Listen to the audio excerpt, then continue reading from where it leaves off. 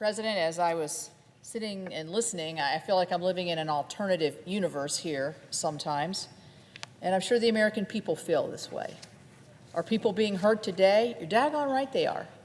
They're being hurt because Senator Schumer and his following will not quite simply reopen the government so we can begin negotiations on some of the issues that are a part of this disagreement. So I'm a senior member of the Appropriations Committee, and one of my most important responsibility is to make sure that the government stays open and working for the people that we represent.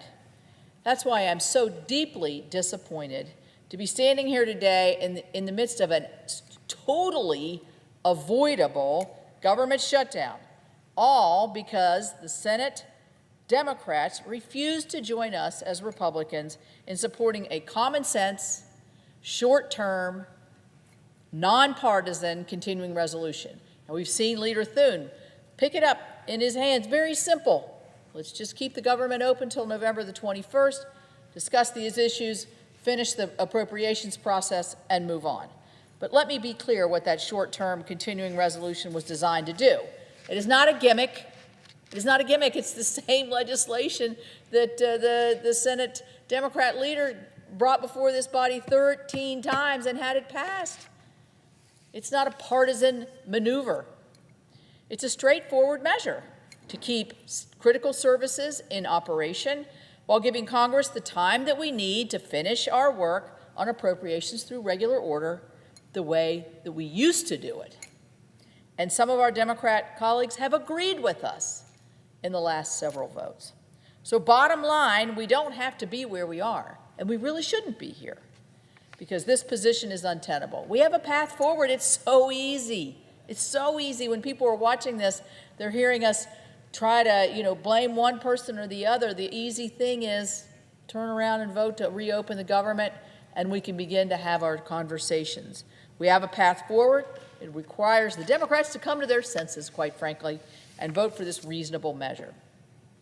The Senate has already passed 3 appropriations bills, which is 3 more than we passed under their leadership last year. And we have 5 more that have received heavy bipartisan support in committee and are ready for a full Senate vote. That would be CJS, Defense, Interior, Labor H, which I chair, and THUD, which is the Transportation, Housing, and Urban Development Bill. That's progress. That's responsibility. That's what we're here for. That's us doing our job. But in order to complete the process, we need time. And the continuing resolution is that bridge of time to keep the government open while we finish our work. So unfortunately, the Democrats have chosen a different path. They have chosen to shut down the government. That's where we are today. The government is shut down. They made a political calculation, all based on politics, appeasing their far-left base instead of doing the right thing for the American people. And unfortunately, hardworking families all across this country who rely on critical government services are the ones who are suffering. Government shutdowns have real consequences. In West Virginia, our businesses and our federal workers face uncertainty about their pay. Families who rely on essential benefits are put in limbo. It's scary for people.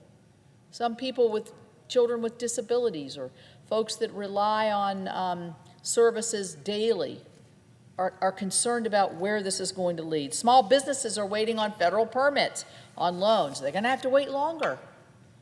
And while so many others are told yet again, as we see, the politics of Washington is coming before the people.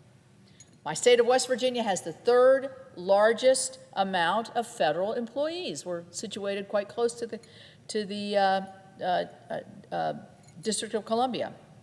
So all of those public servants who are bearing the brunt of this nonsense, please know how much I value your contribution every day and that I'll work tirelessly to get you back to work, to get you back to that certainty that you need. The shutdown is just so avoidable and it's so unacceptable. But you know what? As Republicans, we're not giving up because we never do. And as Leader Thune has indicated, we will continue bringing forward opportunities for the Democrats to join us in reopening the government. We'll keep voting to do the right thing and give them a chance to do the same. The American people expect Congress to be responsible stewards of their tax dollars. I know that's what my constituents in my home state of West Virginia want me to do. They expect us to keep the government functioning. I can't even believe I'm having to even say this because it's just such a given. They want the government open while we debate our differences. That's what we're supposed to be doing. We're supposed to be debating, not shutting down the government. And that's what the Republican CR would have allowed us to do. So I urge my colleagues across the aisle, quit playing the political games, end the shutdown, and join us in funding the government. Let's finish our work on the appropriations process, and let's return to the regular order process that we have begun at the beginning of the summer, because it brings transparency, accountability, and bipartisanship back to the appropriations process. We have it in committee. We need to have it on this floor. It's what West Virginians deserve. That's what the American people deserve. That's what they expect. Quite frankly, that's what they expect every day. These young people on the floor are getting to hear a debate, and I'm sure it's one that they'll remember, and I'm sure they're thinking to yourself, it's a simple thing, reopen the government. Reopen the government. Why was it closed in the first place? For a political stunt that's not working. They're boxed in. Let's just say, okay, let's open, let's begin our discussions, and let's solve the problems that we have in front of us. So with that, Mr. President, I thank you, and I will yield the floor.